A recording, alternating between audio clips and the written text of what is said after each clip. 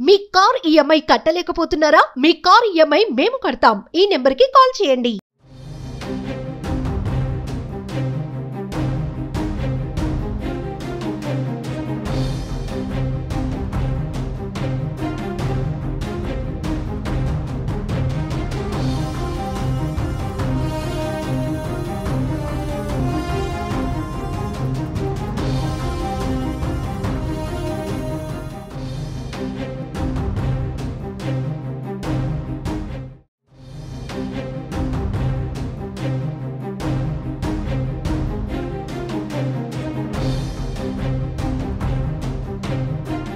ప్రముఖ వివాదాస్పద సినీ దర్శకుడు రామ్ గోపాల్ వర్మను పోలీసులు అరెస్టు చేసే అవకాశం కనిపిస్తోంది. ఏపీ ఎన్నికలకు ముందు ఆర్జీవీ తీసిన వ్యూహం సినిమా విడుదల సమయంలో అప్పటి ప్రతిపక్ష నేత చంద్రబాబు నాయుడు, జనసేన అధ్యక్షుడు పవన్ కళ్యాణ్లపైన అనుచిత పోస్టులు పెట్టారు.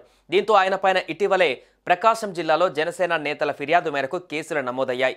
ఈ కేసులో విచారణకు హాజరు కావాలని ఒంగోలు పోలీసులు స్వయంగా ఇంటికెళ్లి నోటీసులు ఇచ్చినా హాజరు కాలేదు. ఇవాళ కూడా విచారణకు రావడం లేదని ఆర్జీవీ చెప్పడంతో మరోసారి ఆయన ఇంటికి చేరుకున్నారు పోలీసులు. విచారణకు హాజరు కాకపోవడంతో ఆయన్ను అరెస్టు చేస్తారని సమాచారం. ఈ నెల 19న విచారణకి హాజరు కాకుండా డైరెక్టర్ రామ్ గోపాల్ వర్మ వారం రోజులు గడువు కోరడంతో ఆయన విజ్ఞప్తి మేరకు ఇవాళ హాజరు కావాలని 20వ తేదీన పోలీసులు మరోసారి నోటీసులు ఇచ్చారు.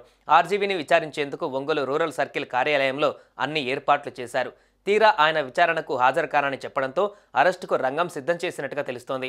హైదరాబాద్లోని రామ్ గోపాల్ వర్మ ఇంటికి ఒంగోలు పోలీసులు ఇప్పటికే చేరుకున్నారు.